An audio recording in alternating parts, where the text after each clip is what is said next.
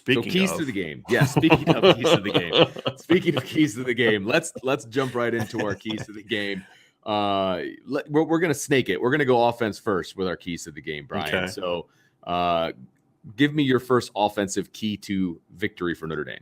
Well, it's be aggressive. I mean, and that's the big thing is like what the I see a lot of people saying this to me, and it's the reason it concerns me is not that people say it, because people say lots of things, and there's all types of different Notre Dame fans with different opinions, and that's one of the things that makes this fun, right? Yep. But my concern is this has kind of been Brian Kelly's MO in the past, and so to me, I feel like we're going to learn a little bit about Brian Kelly this weekend too, because a lot of times when they play offenses like this, his go-to has been, well, we're just gonna control the clock and limit the game and all. I mean, not just in the past. I mean, like past meaning the Rose Bowl last year. Right, exactly. That concerns me. You're way better than they are on defense. You shouldn't be so afraid of their offense that you get away from who you are on offense. Completely agree, because the best defense against this offense is scoring points. That's right. The best assist you can give to your offense is not to slow the game down. It's to go out and freaking score and score early and put them behind. And then you let the defense just pin their ears back and go play. Right. So I want to see tempo. I want to see them taking shots. I want to see them aggressively attacking the perimeter, use your weapons and all those type of things. To me, that's a big part of what this game plan has to be for Notre Dame if they're going to be successful. Is you have to be aggressive, you have to take shots, you have to attack them, because this defense is not. This is the way they're playing right now. This is the worst defense they have. Mm-hmm. You need to go at it, and that means using all your arsenal and all your weapons, which I'll get into with some of my further points on this. Could not agree more. I have execute written down, and what that means to me is you execute the offense at its highest optimal level, which means going tempo and all of those different things that you just outlined. So I'm not going to repeat everything that you just said, but that's my number one. You have to execute. You have to execute, and you have to do what you do to give your defense that assist. We talked about it yesterday in the pod, is that, look, this is an opportunity for the offense to put the game on their shoulders and the defense to let them hey, we're counting on you guys to go score so that we can do our thing on defense. Go do your thing, score when you get the football, and then we're going to be nice and aggressive. We're going to do everything that we want to do defensively. So put this game on the offense. It's on them to score points and put this game away. That was my last point. Not that it's the least important. It's just sort of the culmination of all of it. I have play smart, execute. Don't do stupid things, right? Like, don't force a shot, right? If Tommy Rees calls a shot and it's not there, don't be afraid to take the check down, because those sometimes will end up being big plays for you. Don't make silly coaching mistakes. You know what I mean? Like, don't put your team in a bad spot, but then the players have to execute it, right? And you can't go out there. You can't have the stupid false starts that they've had to start drives, right? Like, you can't have drop passes. You can't have the missed reads where you're, I remember one of the things that drove me nuts in the 2019 game, and we saw it a little bit from Jack Cohn last week. But in 2019, I mean, Cole Kmet should have had 12 catches for 250 yards in that game. I mean, he was so often wide open down the middle of the field, and Ian Book just never looked at him. And that's what kept that game close until the defense took it over in the second half. Jack Cohn made some similar mistakes last week. You can't do that this week. When it's open, you got to take those shots. You got to take those opportunities. I agree completely. Yep. Could not agree more. Because you can't afford to have like the sluggish starts like they had last week. Like, I was doing research this week, Vince. It is insane. Do you know how many points Notre Dame has scored in the first quarter this season in 9 games? Do you know how many points they've scored in the entire first quarter all season? 14. Okay, now you're just being absurd. 28. 28. They've scored 28 points in the first quarter this season. Man. Yeah, they haven't scored I was looking at it earlier. They haven't scored they've scored once in the first quarter, I think. I think North Carolina, they scored. In the second half? First quarter. They scored, I think they scored a touchdown against North Carolina in the first quarter. Before that, they hadn't scored a touchdown in the first quarter since September. Yeah, that's what I'm saying, in the second half of the season. Right. Yeah. So it's they can't afford to do that against Virginia, because against this offense, you could find yourself down 10 points before you finally figure out it's time to play football. Right. And so whatever they've been doing on the script in the past, they need to make sure that it's working and it's getting them points early in the game. They've got to turn that around big time. Absolutely. I think my last key is going to be at the very least, they need a stalemate up front. They need to have a stalemate up front. And because if they can do that, if they can have a stalemate up front and then they're getting to linebacker depth and just getting in the way, okay, Notre Dame can have a lot of success on the ground and they can have a lot of success with Jack Cohn getting rid of the ball. So you got to have at least a stalemate up front and you've got to get loose to those linebackers a little bit. And that's my key. It's kind of self-explanatory. We've talked about it a lot in the past, but this offensive line just, all I need is a stalemate. That's all I need. Yep. And real quick, just to further up on that 28 points thing, 14 of those points came in the first 2 games. So in the last 7 games, Notre Dame has scored 2 touchdowns in the first quarter. That's it. So that, we'll have to see them get better about that. But okay, my next 2 points kind of go together. It's be multiple and keep them guessing. This is not a good Virginia defense.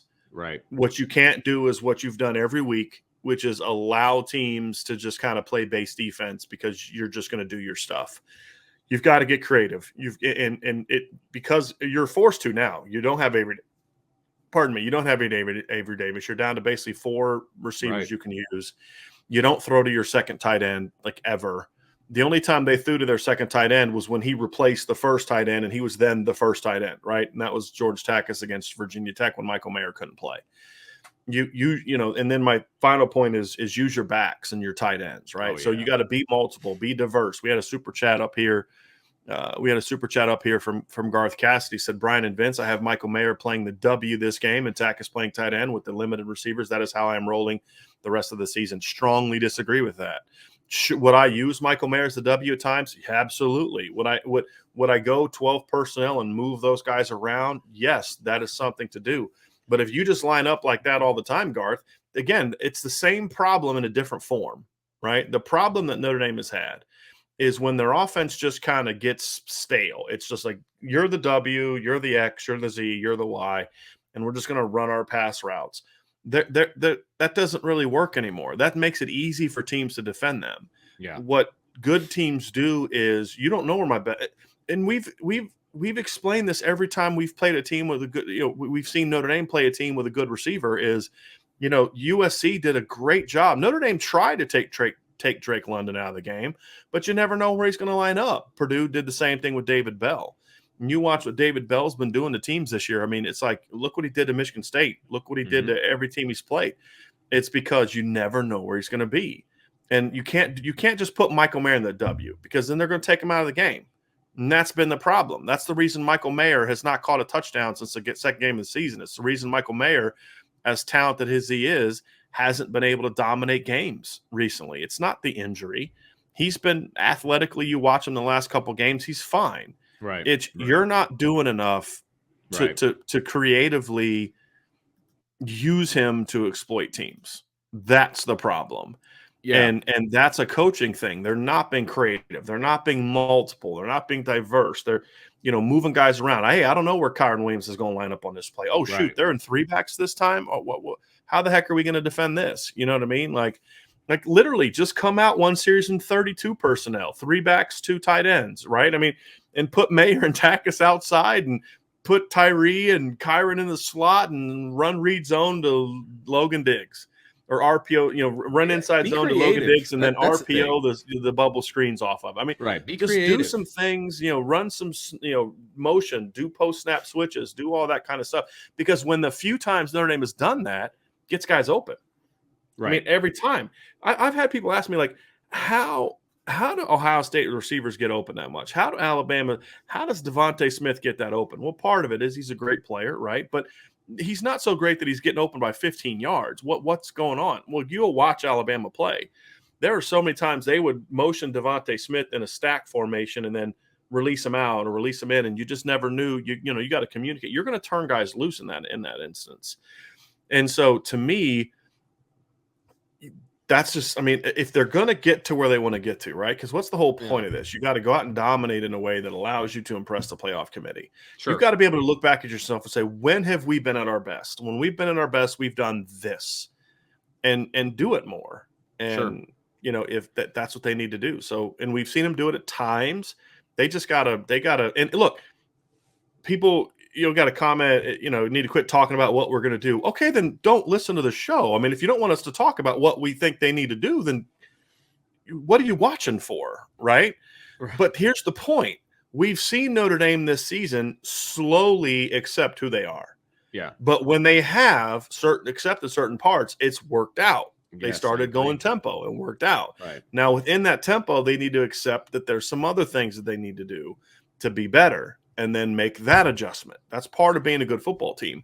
Now, these last 3 games of the year, then they need to say, okay, here's what we've been good at. We can't just go out there. We don't have as many players to do all these things. So we got to get creative with the weapons we do have.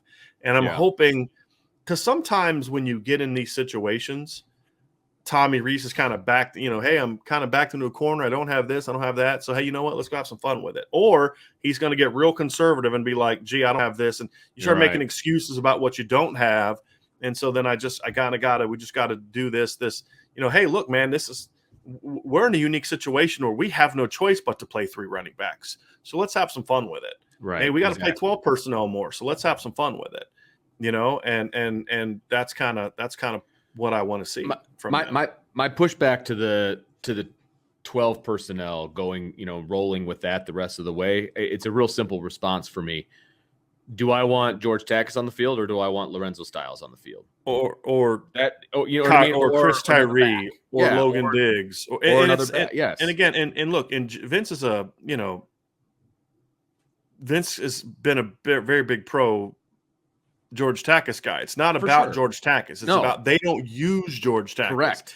If you're going to go 12 personnel and that's what you want to roll with, like to Garth's point, and Garth says, appreciate the other second super chat, Garth. I appreciate it very, very much. Thank you. Says you're talking like an experienced play caller. I love Tommy Rees, but he's so pro style. He has no imagination like you. I think he does. I just think it's one thing for me to sit here on a YouTube channel and talk about all those things. And it's another thing to sit down and game plan it and install it and teach it and practice it and do all those kind of things. When you have a head coach breathing down your neck who wants things done a certain way. Right. Because here's the thing. I'm my own boss. I can talk about whatever the heck I want to talk about. Whatever you want. Whatever the heck I want to do. Right. Tommy Rees is not his own boss. Tommy Rees has a guy who's very much, looking over his shoulder about what they are or not going to do. So it's a different thing. And that's why I haven't been as critical of Tommy Rees as maybe some people think I should be, because I don't think this is all on Tommy Rees. I think because again, the issues we're having now were issues before Tommy Rees was the offensive coordinator. This is not new, to what we're discussing. And in fact, in some ways, Tommy Rees is taking the offense, just like Chip Long took the offense forward in some ways. Tommy Rees is taking it forward in some ways with the tempo and stuff like that. You can, when you listen to Brian Kelly talk about tempo, you can tell that this is something that they had been talking to him about before that he finally gave into. Mm-hmm. And then he talks about, like, wow, this is a cool new thing. I guarantee you, this isn't new to Tommy Rees, and this has been something he's been pushing for. So that's kind of my whole point. Is it's easy to just blame Tommy Rees, but in this instance, I don't blame Tommy Rees the way that I do. Maybe people think I should, because I don't think it's just about him. But now it's kind of like, hey, coach, this is what we got to do, and you just got to go out and do it. And sometimes you just got to do it and then say, hey, coach, it's like sometimes it's better to get forgiveness than it is to get permission. Yeah. You know what I mean? Like sometimes that's kind of what I think they need to be. So that's kind of my final key to the game, Vince, is just be multiple, use all your weapons, spread the ball around, but be aggressive, attack. And as you said, you got to execute. I've got one more key to the game, and it's very John Madden-like, and so I apologize in advance. But I literally wrote down score with an exclamation point.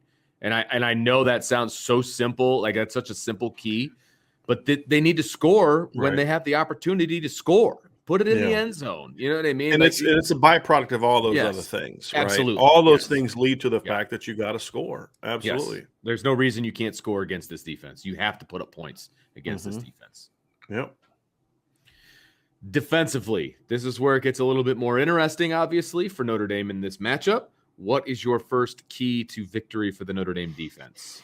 They kind of go hand in hand, Vince. My first couple, and the one is you've got to mix up your looks and be multiple,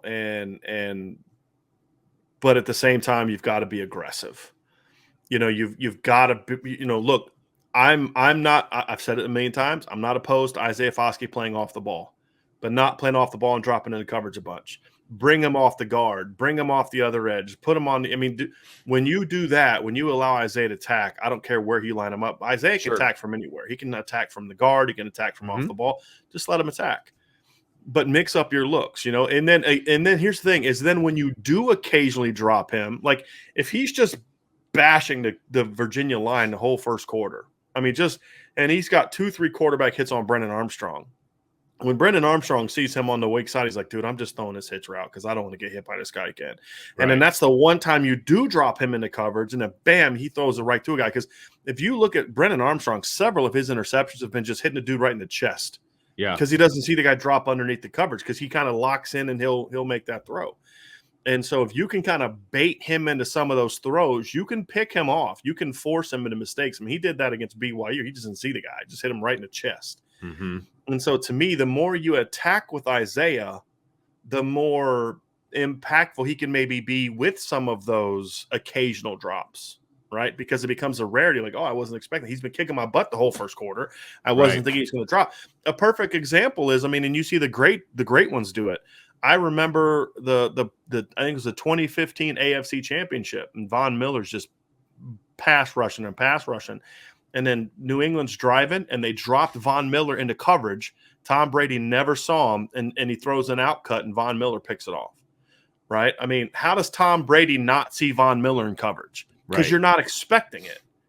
And so that's kind of my thing. But be aggressive. Attack with your front. The thing is, your front is so good, and their blockers aren't good enough to where you don't got to bring 5, 6, 7 guys. You just got to turn your front 4 loose. Yep. And so those are keys to me. And then my final key, Vince, tackle and no mistakes. Right? You can't.